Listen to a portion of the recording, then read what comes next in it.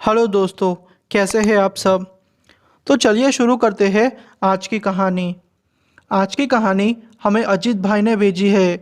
तो चलिए सुनते हैं कहानी उनके पॉइंट ऑफ व्यू से। हेलो दोस्तों, मेरा नाम अजीत है और मैं उड़ीसा के भवंतीपुरा का रहने वाला हूँ। ये घटना मेरे साथ दिसंबर 2019 में घटी थी। हुआ यूँ कि एक दिन रायगढ़ में एक फुटबॉल मैच खेलने गया था। मैं एक टीम की तरफ से खेलने गया था जो कि रायगढ़ के पास की ही टीम थी। भवंतीपुरा से रायगढ़ शायद 150 किलोमीटर है। उस दिन मेरी मैच ख़त्म होते होते काफ़ी टाइम हो गया था। फिर जल्दी जल्दी मैं रेलवे स्टेशन आया, पर जब तक मैं रेलवे स्टेशन आया था तब तक मेरी ट्रेन छूट चुकी थी। इसलिए मैं बस स्टैंड पहुंचा। शाम के 6 बजे के आसपास भवंतीपुरा जाने वाली बस में चढ़ गया। रात के 8 या 9 बजे के आसपास मेरी बस कुछ किलोमीटर आगे ही बढ़े होगी कि अचानक से उसका टायर पंचर हो गया। बस वहीं रुक गई और फिर पंचर रिपेयर करने का काम चालू किया गया। मुझे वैसे टॉयलेट जाना था, तो सोचा कि जब तक बस का पंचर रिपेयर होगा तब तक यहाँ वहाँ टहल के आता हूँ। मैं मेरा बैग लेके टॉयलेट करने निकल गया। मैं अपना काम ख़त्म करके जब वापस आया तो देखा कि मेरी बस जा चुकी थी।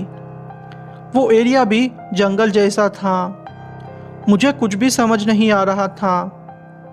मैं अकेला जंगल में यहाँ वहाँ गाड़ियों को देखता घूम रहा था।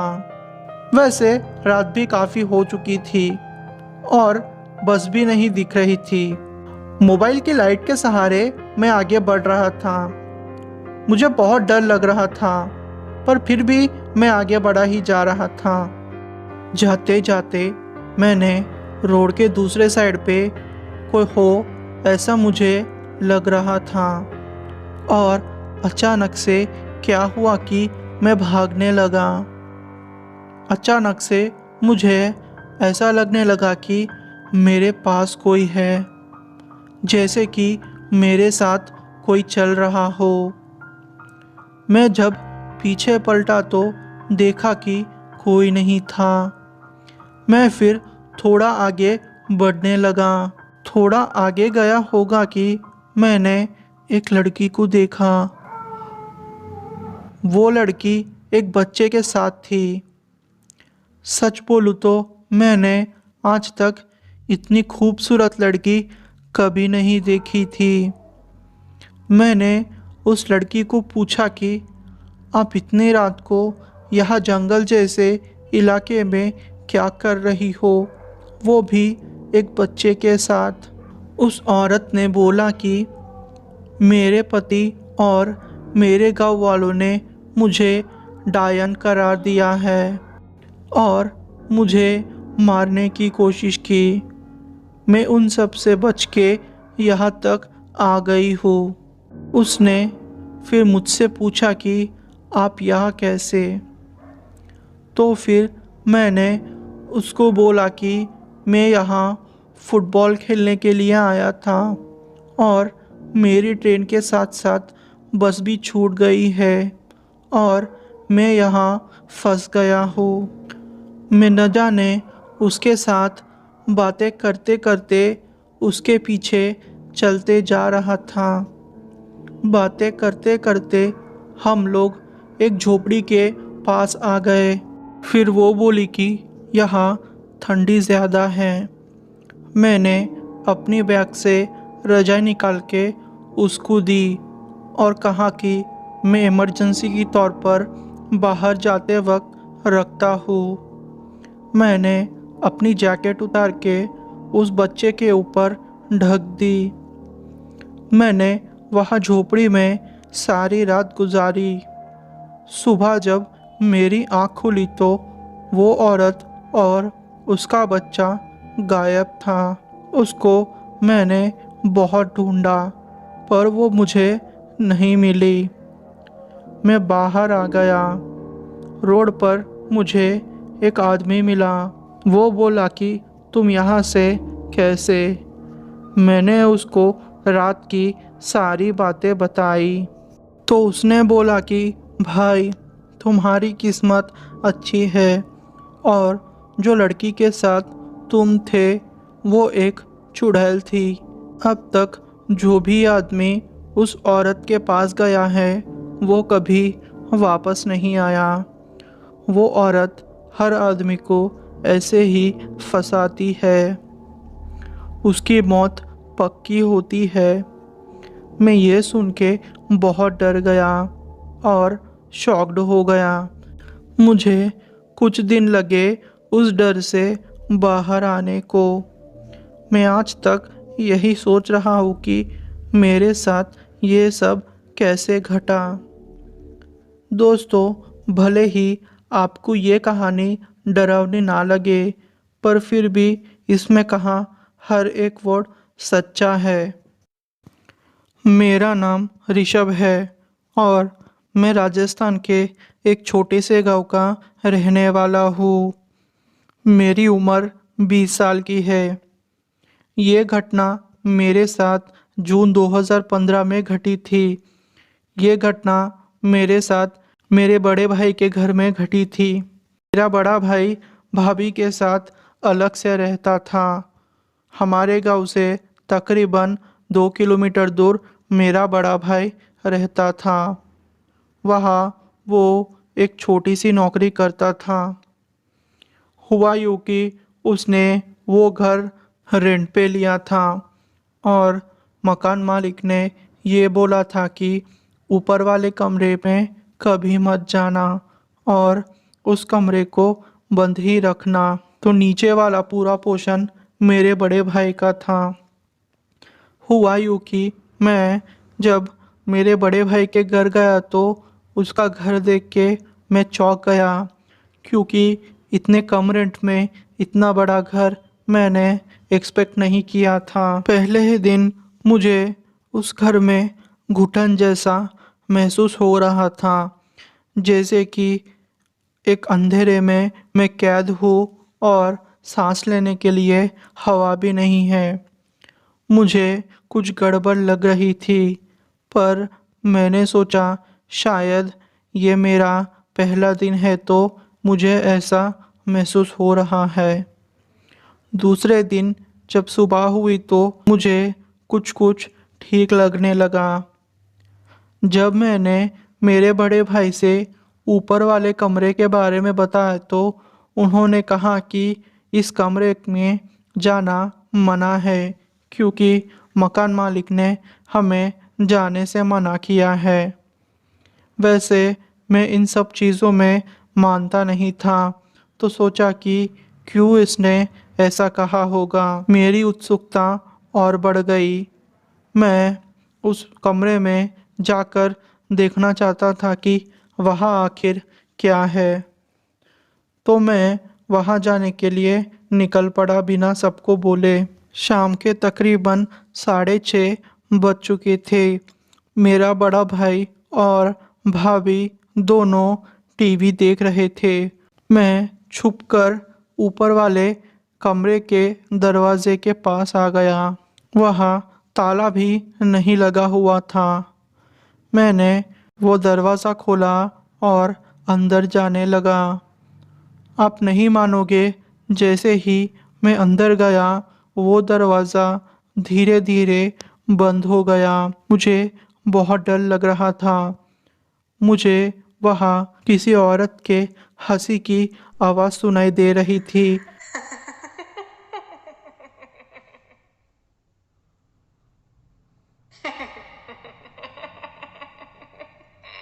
वो देख के मैं डर गया। मैं चिल्लाना चाहता था, पर मेरी आवाज़ जैसे बंद हो गई थी। थोड़ी देर में मुझे घुटन जैसा महसूस हुआ और मैं बेहोश हो गया। जब मेरी आँख खुली तो मैं नीचे अपने बड़े भाई के पास था।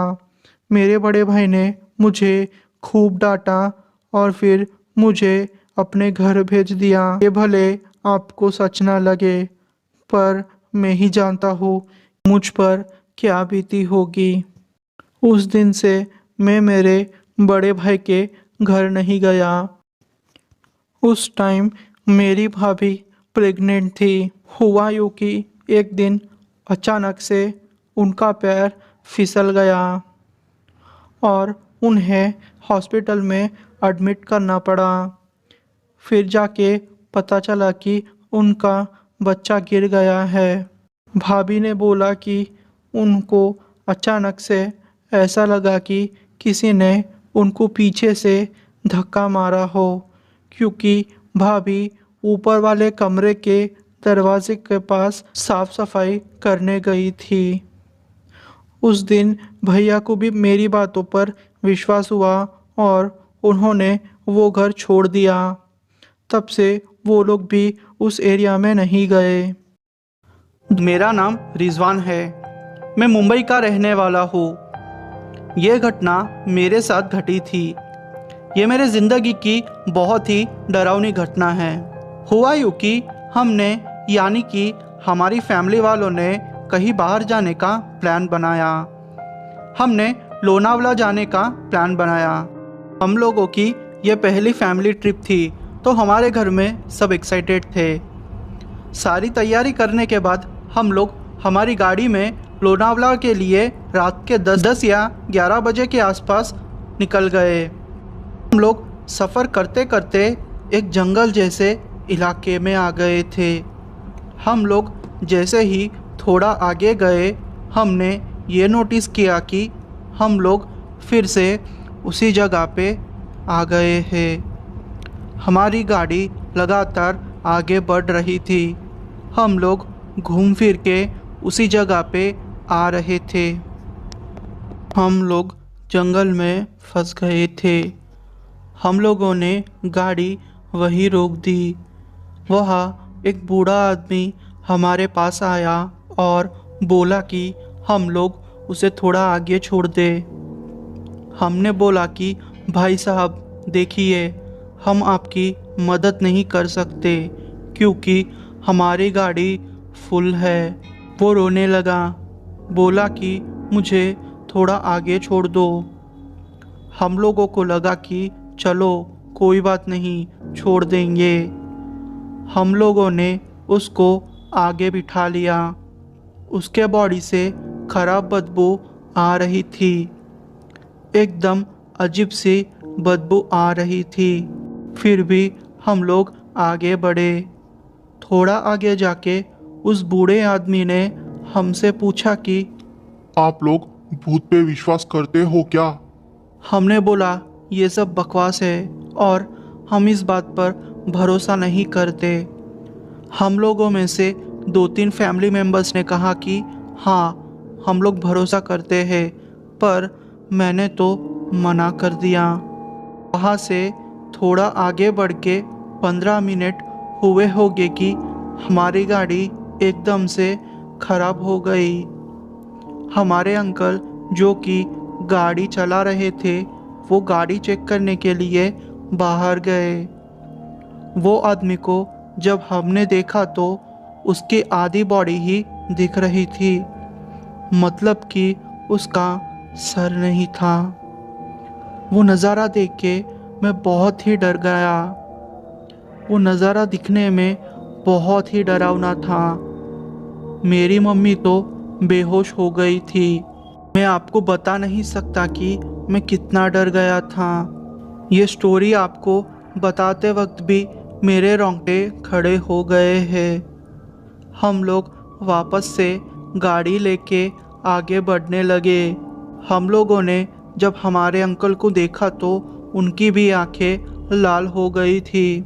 हम लोग आगे बढ़ते ही जा रहे थे, पर हम वहीं पहुंच रहे थे और वो आदमी भी फिर से वही आ रहा था। वो आदमी अंदर बैठा अंकल को लेफ्ट जाने को कह रहा था, पर हमें तो राइट जाना था। पर अंकल हमारी बात नहीं सुन रहे थे और अंकल की आंख भी लाल हो गई थी। हमने सोचा कि वो भी उस बूढ़े के कब्जे में आ गए हैं। उनको हमने बहुत ज़ोर से हिलाया पर जैसे उन पे कुछ असर नहीं हो रहा था। उन्होंने एकदम से गाड़ी रोक दी और जब उन्होंने पीछे मुड़ के देखा तो उनकी आंखें और लाल हो गई थी और उनके नाखूनों की साइज़ भी बढ़ चुकी थी। उनके नाखून बड़े हो गए थे। हम लोग बाद में थोड़ा आगे गए और हमें हमारी मस्जिद दिख गई।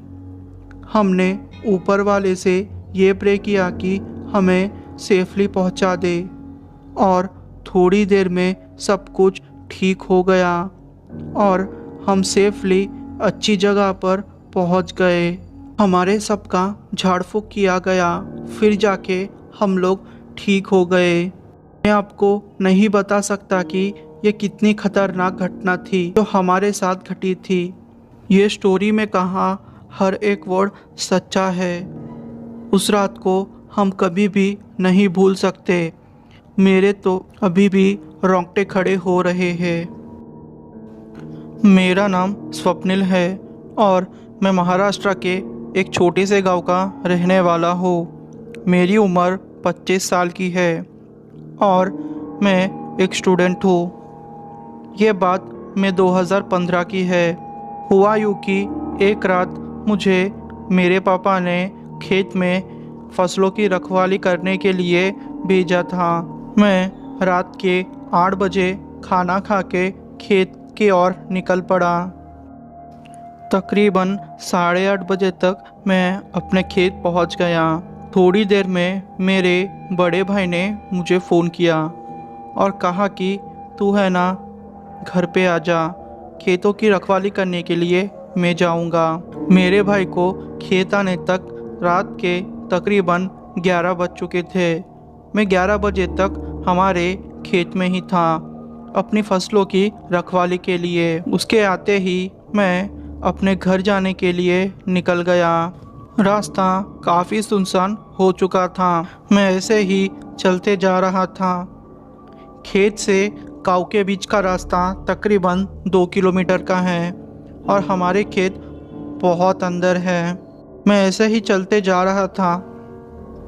मुझे अचानक से किसी के पायलों की आवाज़ें आने लगी।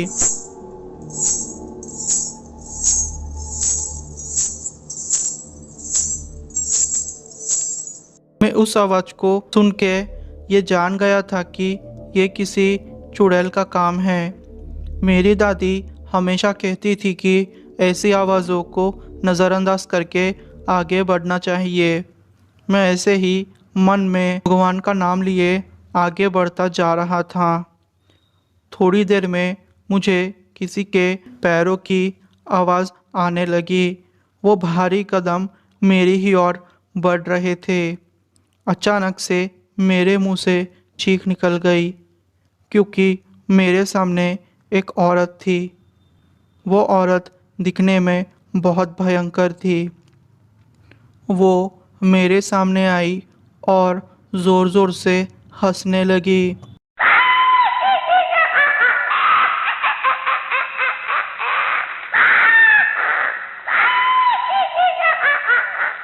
उसकी आवाज़ इतनी भयंकर थी कि उसकी आवाज़ सुन के मैं वहीं बेहोश हो गया। दूसरे दिन जब मेरी आँख खुली तो मैं अपने घर में था।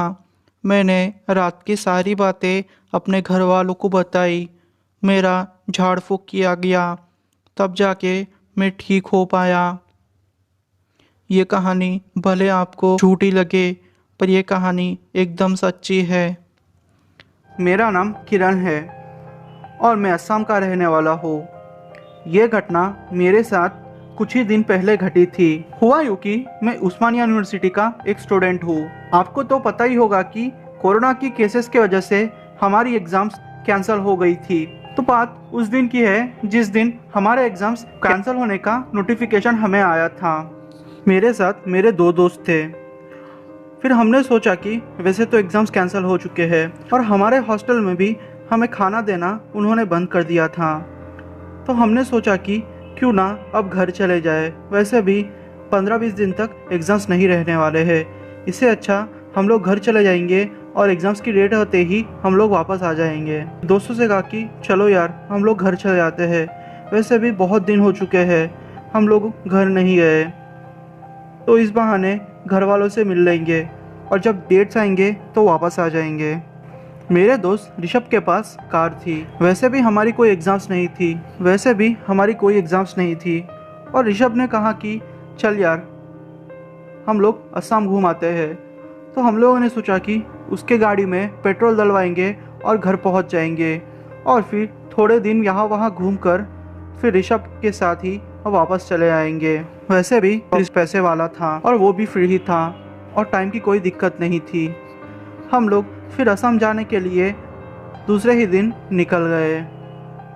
मैंने हॉस्टल से अपना पूरा सामान ले लिया और मेरे बाकी 2 दोस्तों को भी अपना सामान लेने को कह दिया। हम लोग अपना सामान लेके गाड़ी की डिक्की में रख के हम लोग वापस जाने लगे।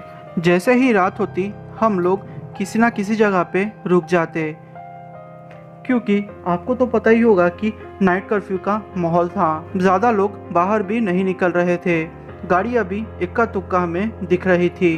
तो हमने सोचा कि कोई प्रॉब्लम ना हो, इसीलिए हम लोग रात के टाइम पे किसी होटल या लॉज में रुक जाएंगे। तकरीबन 2 दिन ट्रैवल करने के बाद हम लोग असम के करीब पहुंच गए। वहाँ से तकरीबन 4 या 5 घंटे का रास्ता ही था और रात के 10 बज चुके थे। तो हमने सोचा कि क्यों ना लॉज लेने से अच्छा है कि हम लोग अपने घर ही चले जाए, और हमने घर में फ़ोन करके कह दिया था कि हम लोग घर आने वाले हैं। तो फिर हमने डिसाइड किया कि हम लोग अब चले जाएंगे, क्योंकि एरिया अपना ही था तो कोई दिक्कत वाली बात ही नहीं थी। हम लोग खाना खा के फिर आगे बढ़ने लगे। जैसे ही हम थोड़ा आगे बढ़े, शायद 10 या 15 किलोमीटर ही होगा, हम लोग किसी जंगल जैसे इलाके में आ गए। ऋषभ ने बोला कि यार मेरा मन बहुत कर रहा है कि मैं थोड़ी देर बाहर यहाँ वहाँ टहल आऊँ। ऋषभ के लिए ये सब नया था, क्योंकि वो बचपन से ही हैदराबाद में पला बड़ा था, वो भी एक पॉश एरिया में, जहाँ ऐसे जंगल दिखना उसके लिए लगभग नामुमकिन था। तो हमने भी बोला कि ठीक है भाई, चलो कोई बात नहीं, तो थोड़ी देर बाहर घुमाना, हम ऐसे ही बैठे रहेंगे। फिर ऋषभ वहाँ झाड़ियों के अंदर थोड़ी देर के लिए चला गया। जब आधा घंटा हुआ वो वापस नहीं आया तो हमें टेंशन जैसा होने लगा। मुझे समझ नहीं आ रहा था कि मैं क्या करूं। मैंने मेरे 2 दोस्तों से कहा कि यार लगता है ऋषभ के साथ कुछ हुआ है, वरना वो इतनी देर नहीं लगाता। वैसे ऋषभ बहुत डरपोक भी था, पर फिर भी शो ऑफ के लिए वो कभी कभी ऐसी हरकतें करता था। फिर हम लोग नीचे उतरे और फिर उसको ढूंढने लगे। दूर दूर तक ऋषभ का कोई अता पता नहीं था। हम लोग को बहुत टेंशन हो रही थी।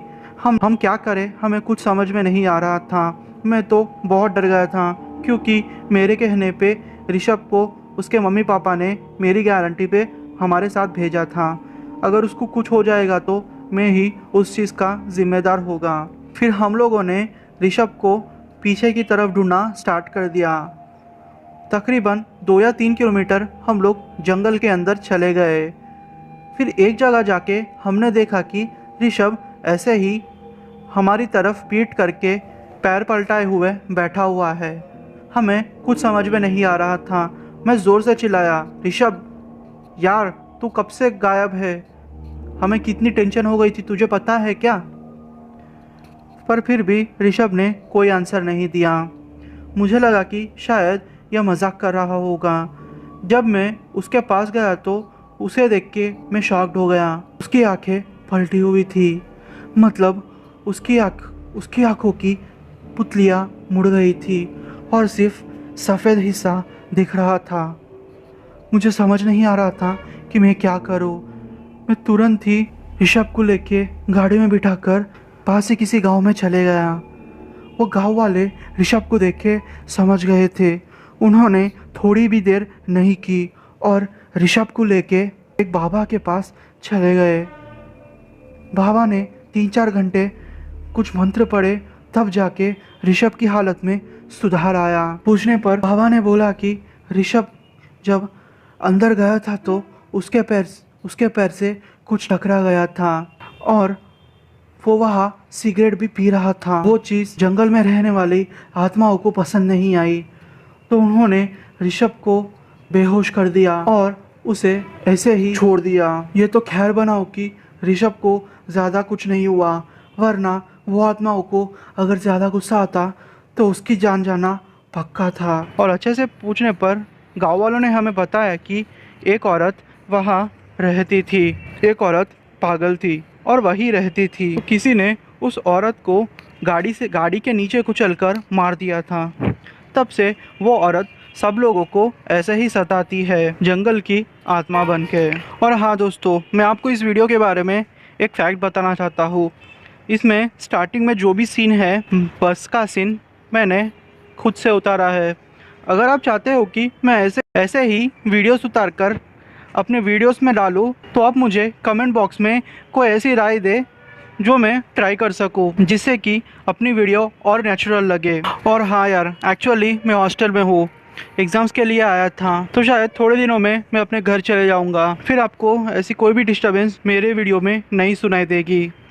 तब तक के लिए प्लीज़ एडजस्ट कर लेना। और मैं आपको थैंक यू बोलना चाहता हूँ कि आप लोगों ने मुझे यहाँ तक सपोर्ट किया, जिससे कि हम लोग 6000 सब्सक्राइबर्स तक पहुँच सके। ऐसे ही अगर आप मुझे सपोर्ट करते रहोगे तो हम लोग जल्दी 10,000 सब्सक्राइबर्स तक पहुँच जाएंगे और हमारी जर्नी ऐसे ही कंटिन्यू होते रहेगी और मैं आपको ऐसे ही एंटरटेन करते रहूँगा। थैंक यू दोस्तों।